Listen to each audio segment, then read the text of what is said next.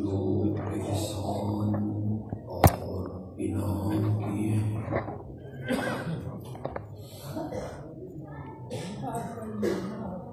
اور جتنی نعمتوں سے اس نے ہمیں نوازا ہے،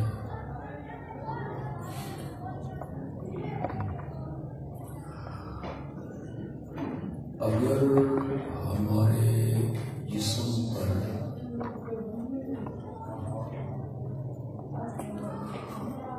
اگنے والے ایک ایک بال کو زبان مل جائے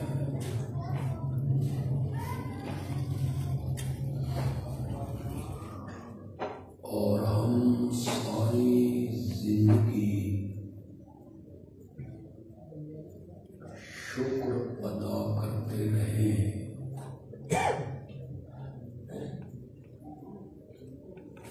اللہ کی نعمتوں کا ہم شکر ادا نہیں کر سکتے۔ بے شک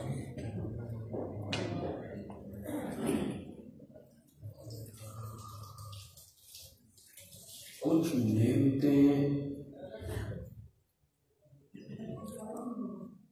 اور کچھ انعام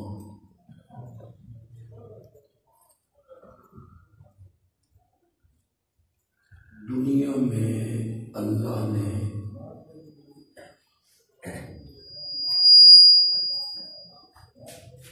بلا امتیاز سب انسانوں پر کیے۔ اس کا آواز کم کر دیں گے، کم کر دیں۔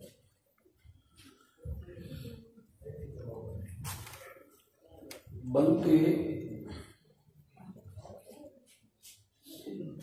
جن چیزوں کو ہم نعمت سمجھ رہے ہیں، اچھا مکان، اچھے کپڑے، اچھی گاڑی، اچھا کھانا،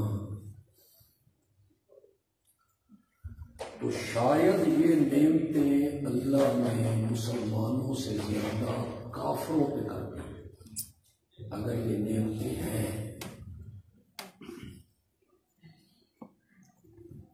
ان کے مکان ہم سے اچھے، ان کی رہائشیں ہم سے اچھی، ان کی بود و باد ہم سے اچھی، ان کی صحتیں ہم سے اچھی،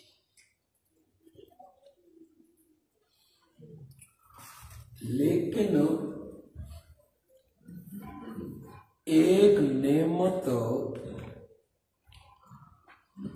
جو اللہ نے خاص کر کے ہم پہ عطا کی ہے اور باقی لوگوں کو اس سے محروم رکھا ہے، وہ نعمت ہے ایمان والی۔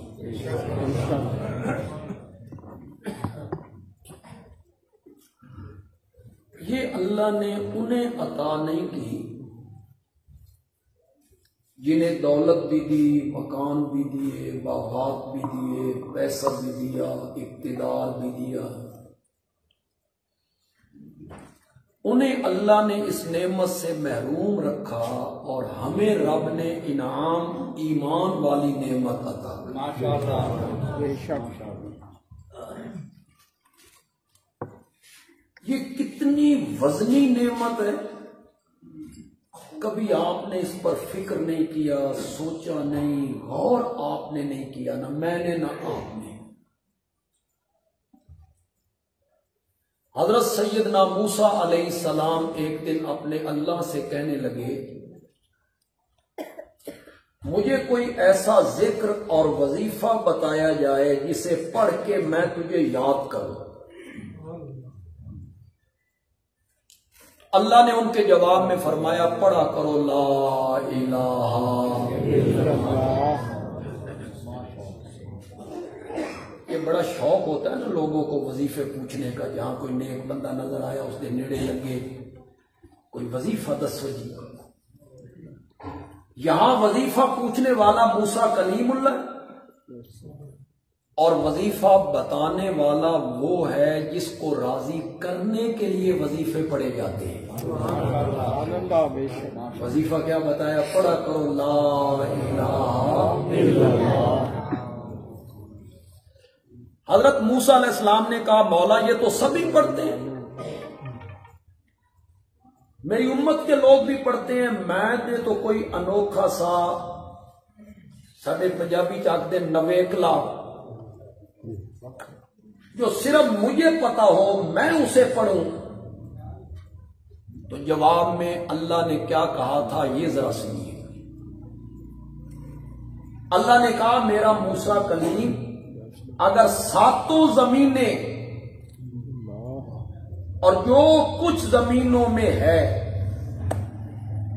اور ساتوں آسمان اور جو کچھ آسمانوں میں ہے اس کی تفسیر نہ میں کر سکتا ہوں نہ آپ سمجھ سکتے ہیں۔ آسمانوں میں کیا کچھ ہے، زمینوں میں اس میں چاند ہے، سورج ہے، ستارے ہیں، بادل ہیں، پہاڑ ہیں، سمندر ہیں، ندیاں ہیں، نالے ہیں، ان میں چھپے ہوئے لولو و مرجان ہیں، انسان ہیں، جنات ہیں، آسمانوں میں ملائکہ ہیں، فرشتے ہیں، ساتوں زمینیں اور جو کچھ زمینوں میں ہے اور ساتوں آسمان اور جو کچھ آسمانوں میں ہے اور جو کچھ زمینوں آسمان کے درمیان ہے، یہ ساری کائنات اور 14 طبق ترازو کے ایک پلڑے میں رکھے جائیں اور دوسرے پلڑے میں اس کلمے کو رکھا جائے، مجھے اپنی معبودیت کی قسم ہے یہ کلمہ 14 طبقوں سے بھاری نکلے گا۔ اب آپ کو محسوس ہوا کہ ایمان کی قیمت کیا ہے، یہ کتنی قیمتی چیز ہے جو اللہ نے آپ کو مفت میں عطا کر دی، ہمیں مسلمانوں کے گھروں میں پیدا کر دیا، ہمیں اس سے محروم نہیں رکھا۔ میں آپ کے ضمیر سے واقف نہیں ہوں، میں اپنے دل سے واقف ہوں، اپنے باطن سے واقف ہوں، اور یہ جو ضمیر ہے نا اس سے بڑا مفتی بھی کوئی نہیں، یہ بڑے صحیح فتوے دیتا ہے، کبھی کبھی اس سے بھی فتوے پوچھا کرو، یہ بڑے صحیح فتوے دیتا ہے۔ میں اپنے باطن کا واقف ہوں، آپ کے باطن کا میں واقف نہیں ہوں، میں اپنی بات کروں گا پھر آپ سے پوچھوں گا آپ کا کیا خیال ہے۔ اگر مجھے یہ آفر کی جائے، پیشکش، کہ ساری دنیا کی سلطنتیں لے لے، اگر مجھے یہ پیشکش کی جائے کہ ساری دنیا کا سونا بھی لے لے، چاندی بھی لے لے، دولت بھی لے لے، باغات بھی لے لے، اس کے بدلے میں ایمان چھوڑ دے، کفر اختیار کر لے، میں اللہ کے گھر میں ہوں، باوضو ہوں، خدا گواہ ہے میں اس سودے پہ راضی نہیں ہوں، میں راضی ہوں۔ تو اب آپ کو محسوس ہوا کہ ایمان کتنی بڑی دولت ہے، کہ کوئی سلطنت اس کے ہم پلہ نہیں، دنیا کا مال، دولت، سونا، چاندی، زیورات، لولو و مرجان، ہیرے، جواہرات اس کا مقابلہ نہیں کر سکتے جو اللہ نے مفت میں ہمیں عطا کر دیا۔ سب سے بڑا انعام ہے اللہ نے ہم پر کیا۔ بات طویل ہو جائے گی اور میں طویل بات نہیں کرنا چاہتا کہ اصل تقریر حضرت مولانا عصمت اللہ ملتانی فرمائیں گے، انشاءاللہ وہ مہمان ہیں اور میں آپ کے گھر کا آدمی اور گھر کی مرغی دال برابر ہوں۔ باہر شہروں میں ہم مہمان ہوتے ہیں تو پھر ہم بڑی بڑی تقریریں کرتے ہیں، تو یہاں اصل تقریر انہوں نے کرنی ہے، اللہ ان کے آواز میں اور برکت عطا فرمائے۔ میری بات سمجھ آ رہی ہے؟ انشاءاللہ۔ حضرت عمر ابن العاص جب مسلمان ہونے کے لیے گئے نا مدینے، تو یہ مکے کے ان گنے چنے آدمیوں میں سے تھا جن کو ہم پنجابی میں کہتے ہیں پریود آدمی، بڑا سمجھدار، دانا، بات کرنے کا ڈھنگ جانتا ہے، سلیقہ جانتا ہے، بڑا ذہن ہے۔ پھر اللہ نے اس کے ہاتھ سے مصر فتح کروا دی، فاتح مصر بنا۔ یہ اور حضرت خالد ابن ولید ایک ہی دن مسلمان ہوئے، لیکن عمر ابن العاص اپنے مسلمان ہونے کی داستان خود بیان کرتے ہیں حدیث میں کہ میں گیا تو نبی پاک مجھے دیکھ کے حیران ہو، عمر آ گئے، کس لیے سے آئے ہو؟ میں نے کہا ابسط یمینک، اپنا دایاں ہاتھ آگے بڑھائیے، میں آپ کے ہاتھ پہ ایمان کی بیعت کرنے کے لیے کہتے ہیں فباسطا، انہوں نے ہاتھ بڑھایا، انہوں نے ہاتھ بڑھایا تو میں نے اپنا ہاتھ پیچھے کر لیا۔ آپ یہ دیکھ کے حیران ہوئے کہ خود کہتا ہے ہاتھ بڑھاؤ میں بیعت کرتا ہوں، میں نے ہاتھ بڑھایا تو اس نے ہاتھ پیچھے کر لیا۔ تو آپ نے فرمایا کیا بات ہے؟ تو یہ سمجھدار بندہ ہے نا، دانا آدمی ہے، کہتا ہے ویسے بیعت تھوڑے کروں گا، شرط لگا کے کروں گا۔ آپ نے فرمایا ماذا تشترط، کیا شرط ہے آپ کی؟ کہنے لگے ساری زندگی دین کی مخالفت میں گزر گئی، ساری زندگی بت پرستی میں، شراب نوشی میں، سود خوری میں گزر گئی، ساری زندگی آپ کی مخالفت میں گزر گئی، میں اس شرط پہ بیعت کروں گا کہ میں جب آپ کے ہاتھ پر ایمان قبول کروں اللہ میرے پچھلے گناہوں کو معاف فرما، میں تو اس شرط پہ بیعت کروں گا۔ اس کے جواب میں میرے نبی نے کیا فرمایا؟ اما علمت یا عمر ان الاسلام یہدم ما کان قبلہ، عمر تو اس بات کو نہیں جانتا کہ کلمے کا پڑھ لینا پچھلے سارے گناہوں کو مٹا کے رکھ دے؟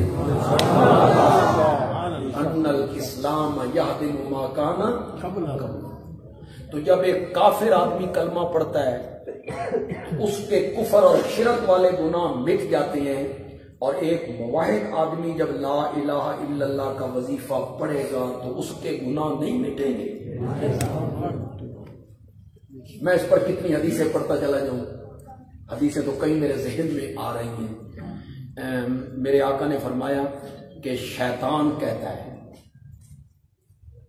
نبی پاک فرما رہے ہیں کہ شیطان اپنے چیلے چانٹوں میں بیٹھ کے کہتا ہے اہلکت الناس بالذنوب، یہ غور سے سننی آپ نے، یہ حدیث غور سے سننی، اہلکت الناس بالذنوب واہلکونی بلا الہ الا اللہ والاستغفار، میں نے گناہ کروا کے لوگوں کی کمر توڑ کے رکھ دی، گناہ مزین کر کے دکھائے، یہ گناہ وہ گناہ، تیسرا گناہ، چوتھا گناہ۔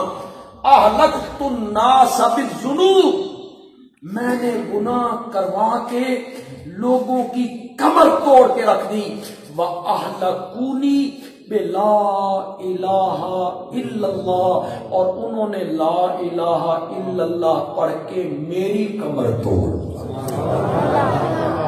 والاستغفار، دو چیزیں آپ نے ذکر کی، کلمہ اور استغفار۔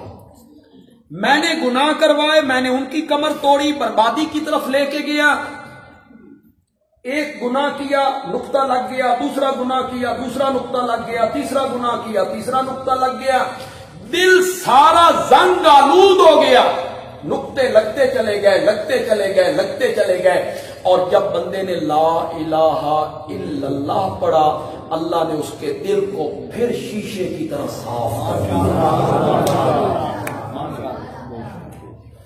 تو یہ کلمہ ہمیں نصیب ہو گیا، تو یہ کتنی بڑی دولت ہے جو اللہ نے مفت میں ہمیں، توجہ ہے آپ کی؟ تھوڑی سی بات وقت کے مطابق بھی کر دیں۔ اس کا مطلب ہے تساں شیطان تو جیت گئے ہو، یہی مطلب ہے نا کہ اس نے گناہوں سے کمر توڑی، آپ نے کلمے اور استغفار سے اس کی کمر توڑ دی، تو شیطان چپ کر کے بیٹھ گیا، شکست کھا کے بیٹھ گیا۔ آگے سنو، شیطان کہتا ہے وَأَهْلَكْتُهُمْ بِالْأَهْوَاءِ، پھر میں نے ان کو برباد کیا بدعات کے ذریعے، کہ کرتے تھے وہ گناہ اور سمجھتے تھے اس کو، اور نیکی سمجھ کے جب بندہ کوئی گناہ کرتا ہے اس سے توبہ کیوں کرے؟ سمجھ آ رہی کوئی؟ یہ جنہوں نے عشاء کی نماز پڑھی ہے میں ان کو کہوں توبہ کرو تو عشاء کی نماز پڑھی، وہ آخر گا کل ہاتھ مارو، نماز پڑھیے توبہ کریے۔ شیطان کہتا ہے اہلکتہم بالاہواء، پھر میں نے بدعات کے ذریعے ایسے کام کروائے جو دین میں نئے نئے تھے، نبی پاک سے ان کاموں کا ثبوت نہیں تھا، صحابہ سے ان کاموں کا ثبوت نہیں تھا، میں نے ان سے وہ کام نیکی کے رنگ میں کروائے، اور جب نیکی کے رنگ میں وہ بدعات کے کام کیا کرتے تھے تو انہیں توبہ کی توفیق بھی نصیب ہو۔ کتنے ہمارے دوست ہیں اس مجمع میں، اگر کوئی دوسرے مسلک کا میرا بھائی آیا ہے، ہمارا کوئی دوست آیا ہے، کوئی بزرگ آیا ہے کہ چلو جی وہابیاں کا جلسہ بھی سن کے آئیے، یہ کیا کہتی ہیں؟ اگر کوئی ہمارا دوست آیا ہے، کوئی ہم تو دعوت دینے والے لوگ ہیں، محبت کرنے والے لوگ ہیں، ہم تبرہ والے نہیں ہیں، ہم تو تولا والے ہیں، ہم تبرہ نہیں کرتے، ہم تو محبت بانٹتے ہیں۔ دوسرے مسلک کا طبقے کا کوئی میرا بھائی آیا ہے تو میری اس بات کو وہ غور کرے، نوٹ کرے میری اس بات کو۔ یہی تو پھر ہمیں لوگ کہتے ہیں اے جی درود پڑھنا بدعت ہے، یہ جو ہم کلمہ پڑھتے ہیں یہ کلمہ پڑھنا بدعت ہے، اور یہ کام جو ہم نیکی کا کر رہے ہیں یہ کام بدعت ہے جی۔ تو پڑھا لکھا طبقہ بھی چکرا جاتا ہے، یار درود ہی تو پڑھ رہے ہیں، اس میں حرج کیا ہے یار؟ یہ کیوں جو بندی اور یہ لوگ منع کر رہے ہیں کہ اس جگہ پہ درود نہیں پڑھنا؟ یہ تو بڑی زیادتی ہے، یہ درود کے منکر ہیں۔ اس طرح وہ دھوکہ دیا جاتا ہے، دھوکہ دیا جاتا ہے۔ میں بلکہ ہمارا تو تمسخر بھی اڑایا جاتا ہے، تو وہ کہتے ہیں بھائی اسا نبی پاک تے درود پڑھیا تسی سڑ گئے ہو، تو اگ لگ گئی، تو انہیں نام برداشت نہیں ہوتا، یہ نام اس طرح کی باتیں کی جاتی ہیں۔ دیکھیں آپ سارے جو ہمارے دوست بیٹھے ہیں، جماعتی ساتھی بیٹھے ہیں، تسی بڑی پڑھائی قوم ہو، آپ کو تو سارا پتہ ہے، میں تو دوسرے طبقے کے دوستوں سے بات کرنے لگا ہوں، اللہ کرے ان کو میری بات سمجھ آ جائے کہ حقیقت کیا ہے۔ تو میری بات آپ بھی ذرا، یہ مطلب نہیں کہ تمہیں غور ہی نہیں کرنا، آپ غور کریں گے۔ یہ جو عید کی نماز ہے اس کی آذان کوئی نہیں، کیوں بھائی عید کی اذان ہے؟ نہ تکبیر ہے نہ آذان، اور اس کا فلسفہ کیا ہے کہ عید کے دن آذان نہیں رکھی گئی؟ فلسفہ اس کا یہ ہے کہ آج تیری عید ہے، تیری خوشی کا دن ہے، تیرا مذہبی تہوار ہے، پہلے میں تجھے بلایا کرتا تھا حی علی الصلاۃ حی علی الصلاۃ حی علی الصلاۃ، تو تب آیا کرتا تھا، آج میں نے تجھے بلانا بھی کوئی نہیں، بن بلائے آ جا۔ عید ہے نا، خوشی کا دن ہے، مذہبی تہوار ہے، بن بلائے آ جا۔ دیکھیں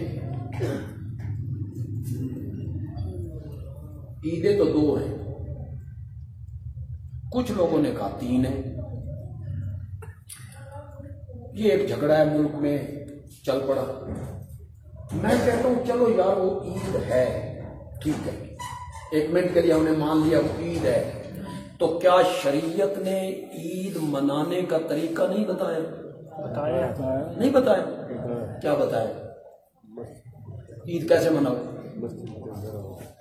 رمضان شریف کی 29 تاریخ ہے، صبح عید الفطر ہے، یا دوسرے دن عید الفطر ہو جائے گی، مذہبی تہوار ہے، پھر شریعت نے کہا ہوگا نا کہ جھنڈیاں لگا لو، تمہاری عید آ گئی، اپنے مکان سجا لو، شریعت نے یہ کہا ہوگا کہ باہر جھنڈیاں لگا لو، مکان سجا لو، عید کا دن ہے؟ نہیں، شریعت نے عید منانے کا طریقہ بتایا. آپ میری بات کو غور سے سنیں گے, آپ لطف لیں گے. شریعت کہتی ہے آج تیری عید کا دن ہے, مذہبی تہوار ہے. پہلے تو 5 مرتبہ میرے دربار میں آیا کرتا تھا, آج 6 مرتبہ آ کے دکھا. سبحان اللہ. آ میرے دربار میں آ. مولا میں جب گھر سے چلوں تو گاتا ہوا چلوں, تھڑکتا ہوا چلوں, ناچتا ہوا چلوں؟ فرمایا نا, گھر سے چلنا ہے تو تیری زبان پہ ترانہ ہونا چاہیے. اللہ اکبر, اللہ اکبر, لا الہ الا اللہ. شریعت نے تو عید منانے کا طریقہ بتایا. عید کی اذان کوئی نہیں. اگر یہاں کے خطیب عید والے دن صبح 7 بجے اپنے مؤذن کو کہیں کھول سپیکر, تے والیوم پورا کھول تے دے اذان. صبح 7 بجے عید کے دن مسجد میں اذان شروع ہوئی, پورے محلے میں گونجنے لگی. محلے والے کیا کہیں گے؟ عورتیں بھی حال دہائی مچائیں گی, لوگ بھی گھروں سے باہر نکلیں گے, مسجد میں آئیں گے. میری بات کو غور سے سننا. سپیکر بند کریں گے, مؤذن کے منہ پہ ہاتھ رکھیں گے, کی کردہ پیام. اس نے جواب میں کہا سڑ گئے ہو. اشہد ان لا الہ الا اللہ چنگا نہیں لگتا, اشہد ان محمد رسول اللہ چنگا نہیں لگتا. میں کسی کو گالیاں نکال رہا ہوں, نبی پاک کا نام لے رہا ہوں, رب کا نام لے رہا ہوں, تم مجھے منع کرتے ہو. تو محلے والے کہیں گے مولوی جی اللہ دا نام ہی میٹھا, بے شک تے نبی پاک دا نام ہی میٹھا, لیکن اتھے تو لے رہا نا, اتھے شریعت لیون دا حکم. اتنی سی بات لوگوں کو سمجھ نہیں آ رہی. دین وہ ہے جس پر میرے نبی کی مہر ہے, جس پر میرے نبی کی مہر نہیں وہ دین نہیں. بظاہر وہ کتنا خوبصورت کام ہو, نیکی کا کام نظر آئے, جس پر میرے نبی کی مہر نہیں, میرے نبی نے عمل نہیں کیا, میرے نبی نے نہیں بتایا وہ کام, وہ سنت نہیں بنے گا, بدعت ہوگا. اس کا نام کیا پڑے گا؟ بدعت. یہ نہیں ہے کہ میں کوئی کام ایجاد کر لوں, ایک اور بندہ کوئی کام ایجاد کر لے.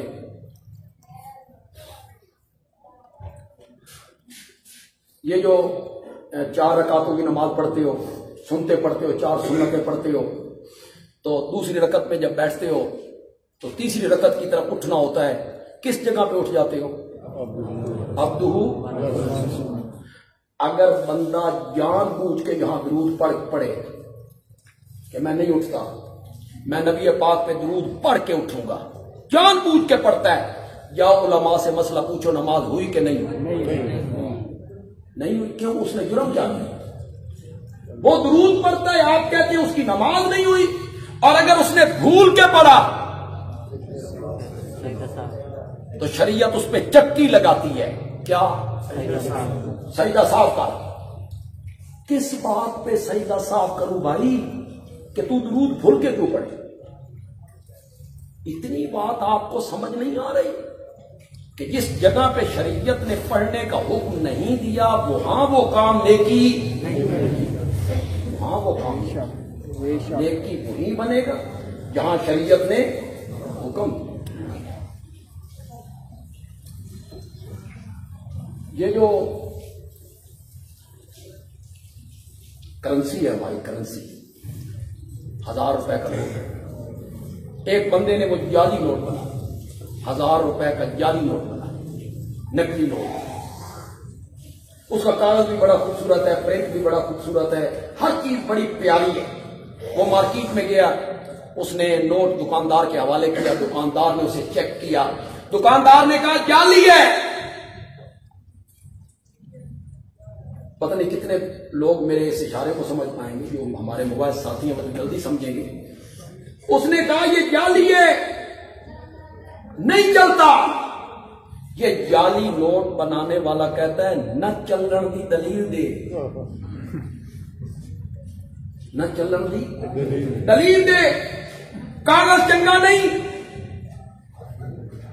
نہ چلن دی دلیل دے، پرنٹ چنگا نہیں، نہ چلن دی دلیل دے، رنگ چنگا نہیں، کاغذ بھی اچھا، پرنٹ بھی اچھا، رنگ بھی اچھا، کیوں نہیں چلتا؟ دکاندار کہتا ہے پاگل، جہاں کاغذ، پرنٹ، رنگ نہیں چلتا، حکومت کی مہر چلتی ہے۔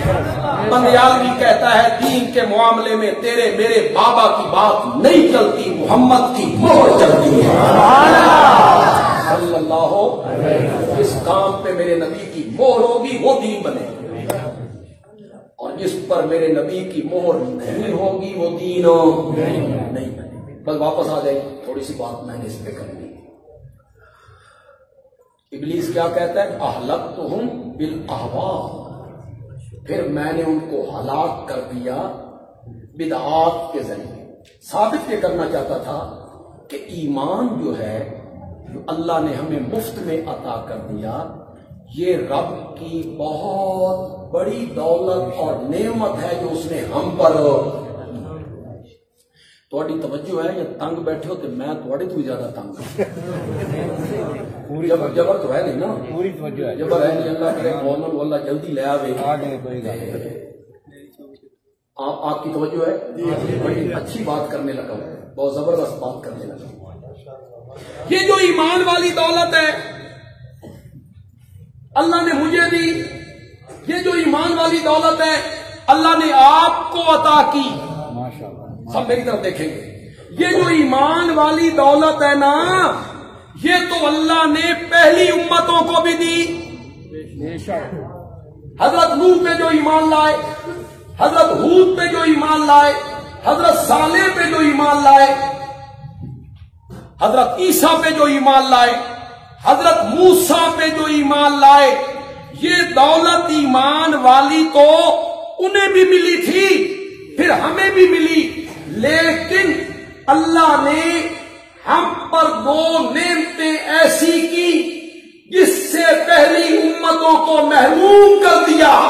ان میں سے ایک نعمت یہ ہے قرآن جیسی کتاب عطا کی، محمد جیسا نبی عطا کی، اس سے ہم پر انعام۔ پہلی امتوں کو بھی اس سے کیا کر دیا گیا؟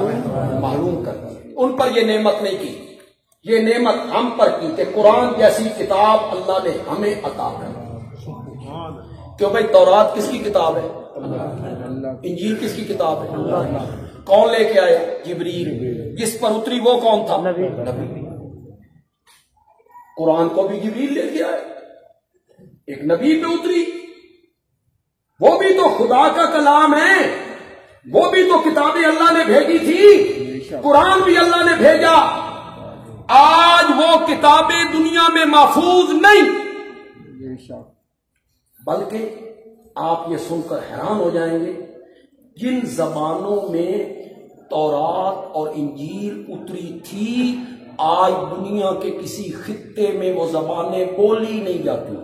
چلیے وہ زبانیں ہی ختم، جس زبان میں تورات اتری تھی، جس زبان میں انجیل اتری تھی، وہ زبان آج دنیا کے کسی خطے میں بولی نہیں جاتی۔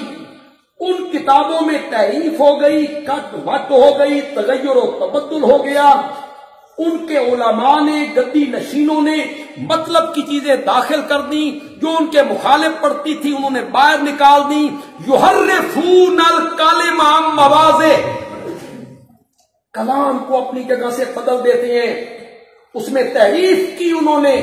کتابیں وہ بھی رب کی تھیں لیکن وہ بدل گئیں، اور اس کے مقابلے میں قرآن ہے۔ اللہ کہتے ہیں انا نحن نزلنا الذکر وانا لہ لحافظون۔ سبحان اللہ۔ یہ قیامت کی صبح تک اسی طرح رہے گا جس طرح پہلے دن محمد عربی پہ اترا سبحان اللہ صلی اللہ ہو۔ اس کی وجہ کیا؟ اس کی وجہ کیا؟ تورات بدل گئی، انجیل بدل گئی، قرآن ویسے کا ویسا ہے۔ اس کی وجہ کیا؟ وجہ اس کی یہ ہے کہ جب تورات اللہ عطا کی تورات تو اللہ نے ان سے کہا کتاب سنبھالو، حفاظت بھی آپ پہ ہی کرنی ہے۔ انجیل آئی، اللہ نے فرمایا کتاب سنبھالو، حفاظت بھی خود کرنی ہے۔ جن کی حفاظت کی ذمہ داری اس امت کے علماء پر ڈالی گئی وہ کتابیں بدل گئیں، اور جب قرآن کی باری آئی تو اللہ نے فرمایا اس کو اتارنے والے بھی ہم ہیں اور قیامت کی صبح تک حفاظت کرنے والے ہیں۔ جو کتاب ہمیں عطا کی ایسی کتاب کسی امت کو اللہ نے عطا نہیں، ہر قسم کی تحریف سے محفوظ ہے۔ اس کی زبر زیر نقطے میں کسی آیت میں کوئی لفظ کوئی آگے پیچھے تبدیلی کوئی نہیں۔ کہتے ہیں ہمیں کسی عیسائی نے انجیل لکھی، بڑے خوبصورت کاغذ پہ لکھی، اور اس نے کٹ وٹ کی، ادھر کی بات ادھر، ادھر کی ادھر، لکھنے کے بعد پادریوں کے پاس لے گیا، میں نے انجیل لکھی ہے، اپنا انعام دیتے، بڑی سونی لکھی ہے۔ پھر تورات انہوں نے بھی انعام دیے، اور جب قرآن اس نے کٹ وٹ کر کے لکھا، ادھر کی ہے تو ادھر، ادھر کی ادھر، مسلمانوں کے پاس گیا، انہیں پھینٹی لائی، انہوں نے بدل کے لائے۔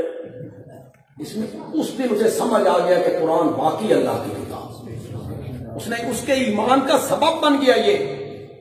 تو کتابیں تو وہ بھی تھی اور کتاب قرآن بھی ہے، لیکن وہ بدل گئی، اور قرآن آج تک اسی طرح محفوظ ہے۔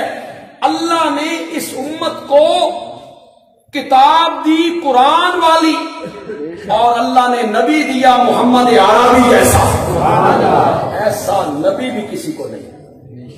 بس ایک مثال پیش کر کے ختم کر، صرف ایک مثال پیش کر۔ آپ نے فرمایا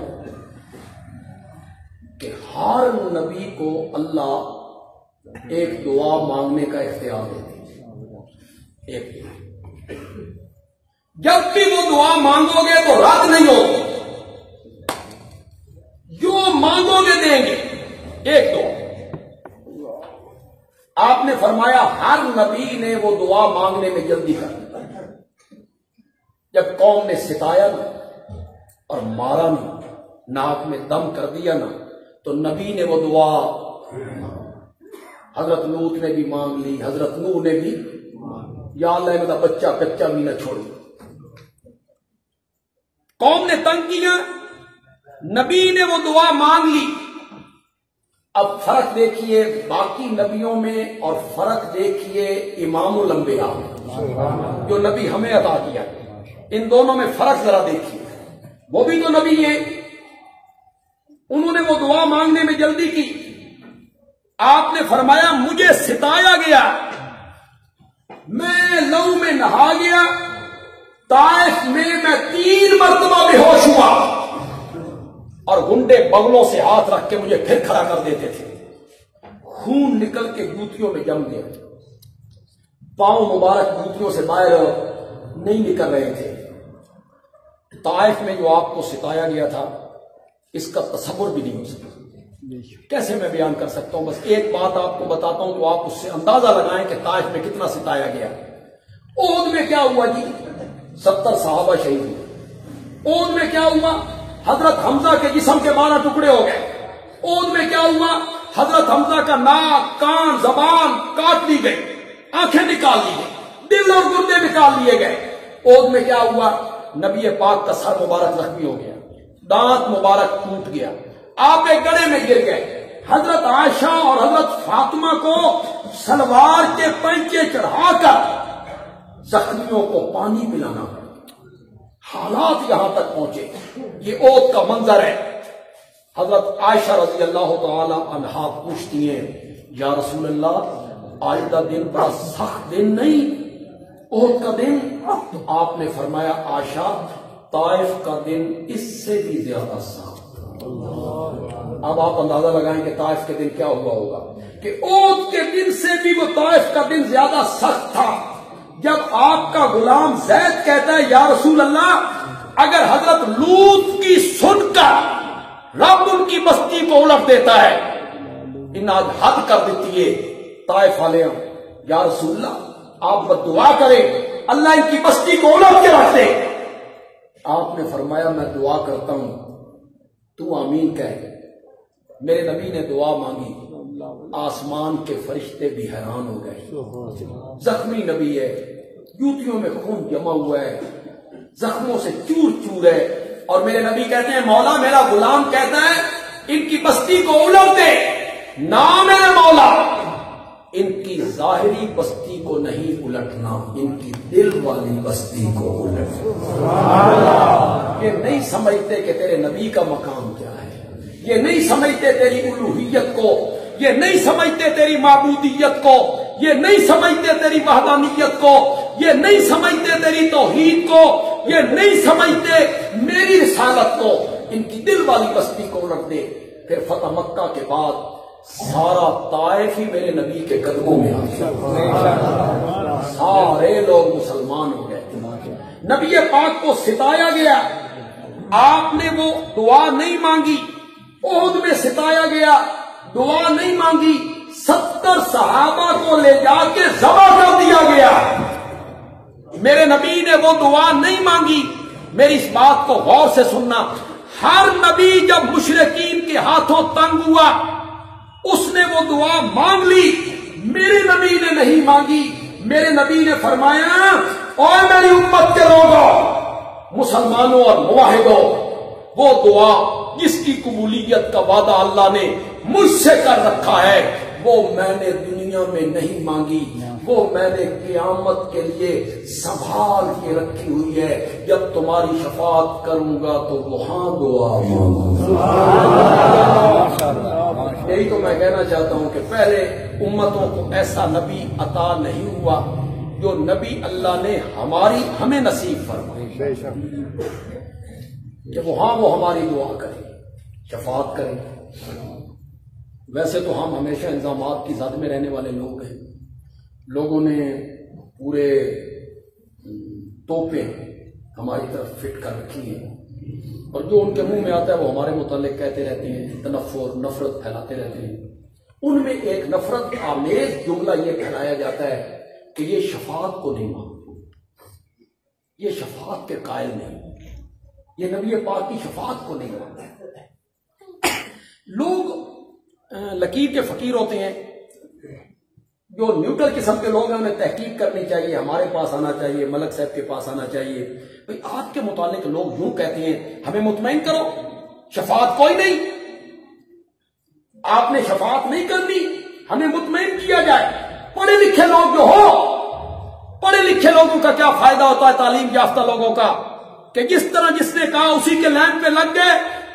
جستجو کرو، تحقیق کرو، تفتیش کرو، پرکھو، ہم سے پوچھو، ہماری سنو. ہم نبی پاک کی قیامت کے دن ایک شفاعت کے نہیں 2 شفاعتوں کے قائل. قیامت کے دن میرے نبی نے کتنی شفاعتیں کرنی ہیں؟ 2. ایک شفاعت کبریٰ، دوسری شفاعت صغریٰ. دوسرے طبقے کا میرا کوئی بھائی اور دوست یہاں بیٹھا ہے تو وہ تو تھوڑی تبدیلی ہے، تبدیلی لفظ بدنام بڑا ہو گیا، وہ تھوڑی جی کبریٰ، کبریٰ کا معنی بڑی. پھر شفاعت صغریٰ، صغریٰ کا معنی چھوٹی. شفاعت کبریٰ میرے نبی نے کرنی ہے پوری خلقت کے لیے. یہودی اس میں، اللہ اکبر، عیسائی اس میں، ہندو، سکھ، مجوسی، فرعون، حامان، نمرود، قارون، ابو جہل، عبداللہ ابن ابی، میرے نبی کے خاکے بنانے والے بے غیرت، میرے نبی کی توہین کرنے والے بے غیرت، ان سب کے لیے میرے نبی نے شفاعت کرنی ہے. اس دن دنیا کو پتہ چلے گا کہ واقعی آمنہ کا لار رحمت للعالمین ہے، رحمت للعالمین. اس میں کوئی مومنوں کی قید نہیں ہوگی، سب کے لیے میرا نبی شفاعت کرے گا.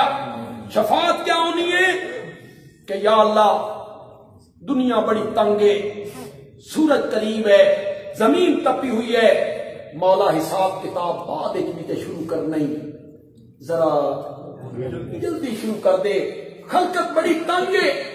سایہ کوئی نہیں، پوچھنے والا کوئی نہیں، رسید دینے والا کوئی نہیں. اتنی بات رب سے کرنی ہے. ہر نبی کے دروازے پر خلقت پہنچی ہے، آدم، نوح، ابراہیم، حضرت موسیٰ، عیسیٰ. ہر نبی کہتا ہے لستو لہا لستو لہا اے تو غیری، لستو لہا اے تو غیری، لستو لہا اے تو غیری. میرا یہ منصب نہیں، کسی اور کے پاس چلے جاؤ. اور حضرت عیسیٰ کے پاس پہنچیں گے، وہ کہیں گے لستو لہا اے تو محمد. یہاں جو میں آپ کو جملے سنانے لگا ہوں، مسند احمد نے نقل کیا ان جملوں کو. بڑے خوبصورت جملے ہیں. غالباً آج کی کانفرنس کا عنوان بھی سیرت خاتم الانبیاء ہے. چلو اس کی بھی تھوڑی سی نمائندگی ہو جائے گی. حضرت عیسیٰ کہیں گے اے تو محمدن وہو خاتم النبیین. سبحان اللہ. محمد عربی کے پاس چلے جاؤ، وہ نبیوں کا خاتم ہے. اب جو خلقت حضرت آدم کے دروازے پر، حضرت نوح، حضرت ابراہیم، حضرت موسیٰ، حضرت عیسیٰ، ہر نبی کہتا ہے ادھر چلے جاؤ، ادھر چلے جاؤ، ادھر چلے جاؤ. حضرت عیسیٰ کہیں گے ادھر چلے جاؤ. تو خلقت کے دل میں آئے گا کہ جس کو ہون جا رہے ہیں اس تو پیچھے تے ہے بھی کوئی نہیں، پیچھے تو ہے بھی کوئی نہیں. یہ میں بخاری سے پڑھنے لگا ہوں. پہلے مسند احمد سے میں نے پڑھا، اب میں بخاری سے پڑھنے لگا ہوں.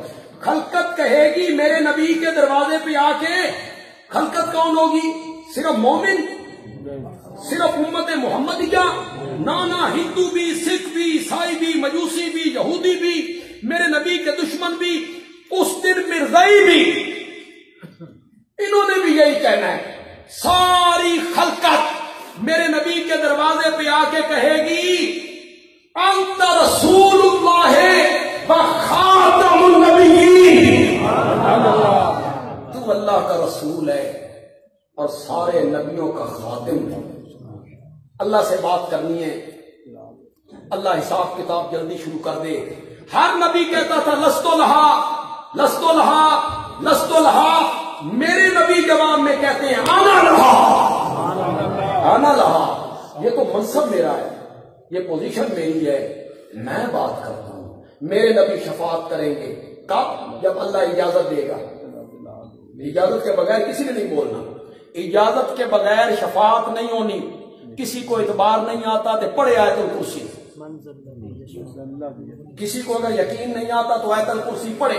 پڑھو میرے ساتھ. اللہ لا الہ الا ہو الحی القیوم لا تأخذہ سنۃ ولا نوم لہ ما فی السماوات و ما فی الارض من ذا الذی. یہ طوطے کی طرح ربی رضائی پڑھتے رہتے ہو، صرف زبانی پڑھتے رہتے ہو. اس کا ترجمہ پڑھو نا. من، یہ جڑا عربی کا من ہے نا، اللہ دی قسم ہے اس کا اردو معنی نہیں ہو سکتا. وہ تنتنا، وہ رو. مثال دیتا ہوں آپ کو. کانسٹیبل ہو، کانسٹیبل حدود سے کرے تجاوز، ڈی آئی جی اس کو بلائے اور ڈی آئی جی پوچھے تو کون ہے،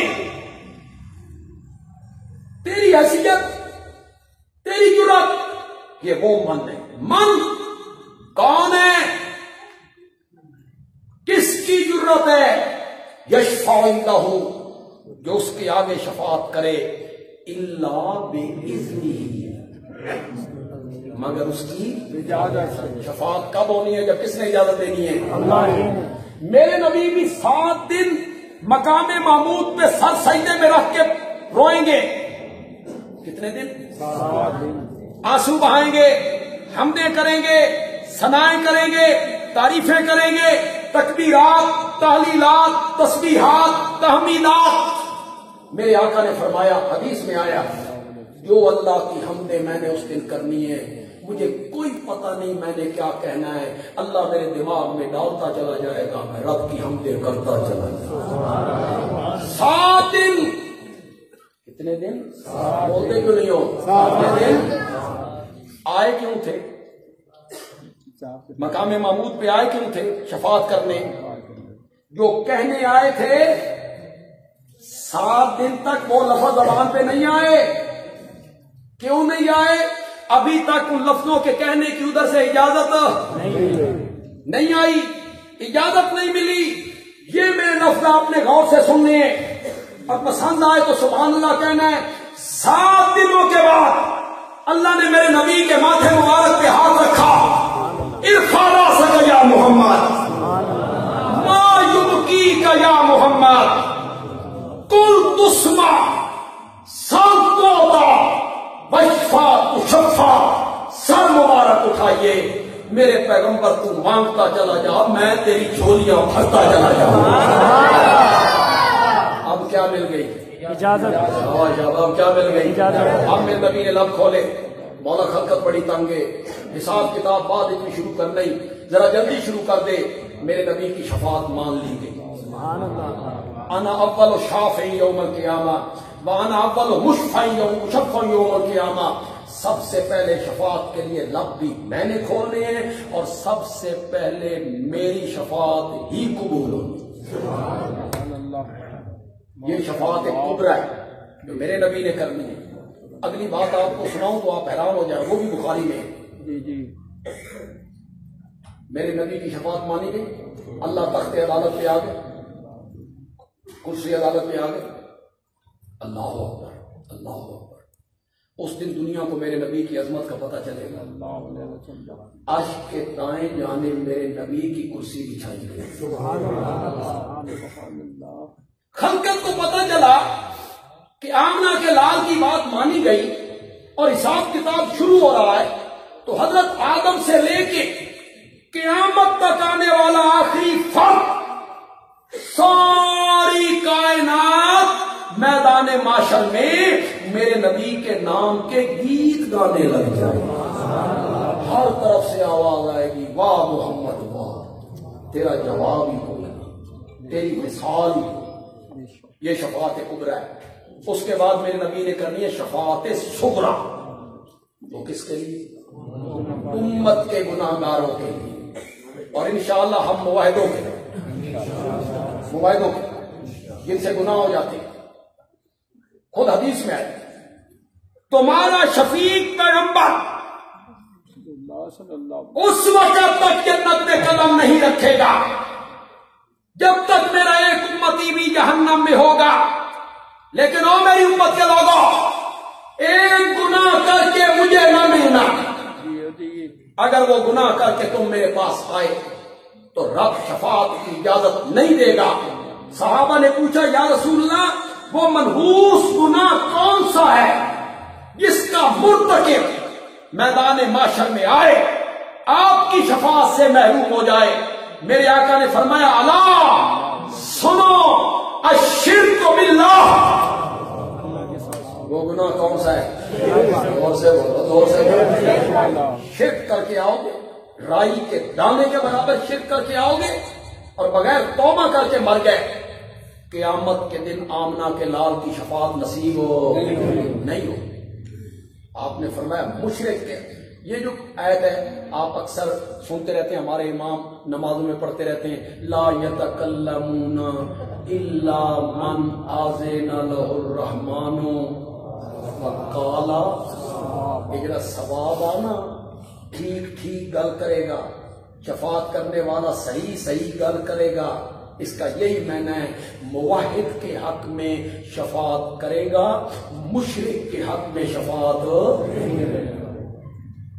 یہ جو ہماری جماعت شرک سے لوگوں کو روکتے ہیں، توحید کی دعوت دیتے ہیں، پھر لوگ ہمارا مذاق بناتے ہیں، ہر ویلے شرک شرک شرک شرک نہ لایا جی، انہوں نے اور گل آتی کوئی نہیں، جب سنو شرک شرک شرک کرتے رہتے ہیں۔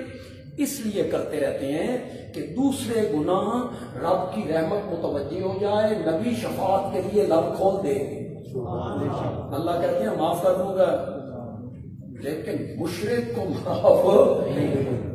معاف نہیں کر۔ اس کا یہاں علاج ہے، یہاں توبہ کرے، 80 سال عمر ہو گئی نا، توبہ کر لے، ایسے کر دوں گا جس طرح آج ماں کے پیٹ سے باہر۔